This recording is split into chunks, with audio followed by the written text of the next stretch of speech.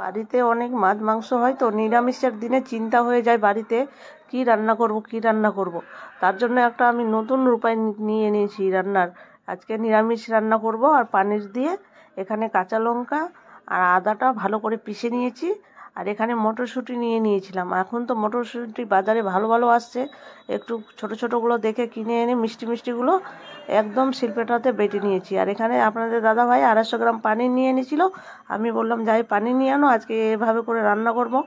আর খেতেও খুব সুন্দর হয়েছিল, আর নতুন একটা রান্না, খেতে দারুণ সুন্দর টেস্ট হয়েছিল। আপনারা বাড়িতে বানিয়ে অবশ্যই খাবা আর আমাকে কমেন্ট করে জানাবা। এখানে নিয়ে নিয়েছিলাম সাদা তেল, আর পানিরগুলো একদম হালকা সোনালি কালারের করে ভেজে নিব হালকা হাতে। বেশি ভাজলে পানিরটা শক্ত হয়ে যাবে, তার জন্য একটু হালকা হাতে ভেজে নিয়ে এখানে সাদা তেল মধ্যে পানির ভাজা তেলটার মধ্যে কালো জিরা দিয়ে দিয়েছিলাম, আর এই যে পিষে রেখেছিলাম ওগুলো সব মশলা দিয়ে দিয়েছি। দিয়ে এখানে শুধু হলুদ আর শুকনো লঙ্কার পাউডার দিয়ে বাস একদম কষিয়ে কাশিয়ে জল দিয়ে দিয়েছি। আর ঝোলটা ফোটার অপেক্ষা।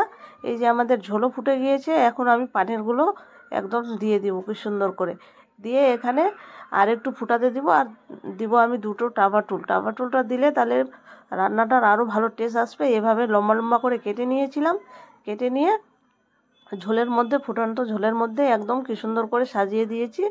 এইভাবে করে রান্না করে খেয়ে দেখবা আর আমাকে একটা কমেন্ট করবা। আর আমার রান্নাটা ভালো লাগলে অবশ্যই একটু শেয়ার করে দিবা। দেখো কত সুন্দর কালার হয়ে গেছে, আর একদম রান্নাটা গাঢ় গাঢ় হয়ে গিয়েছে, খুব সুন্দর হয়েছিল খেতে। আর দেখো আমি থালির মধ্যে আজরাছি, কত সুন্দর লাগছে, কালার কত সুন্দর, আর দেখতেও খুব সুন্দর, আর খেতেও খুব সুন্দর হয়েছিল।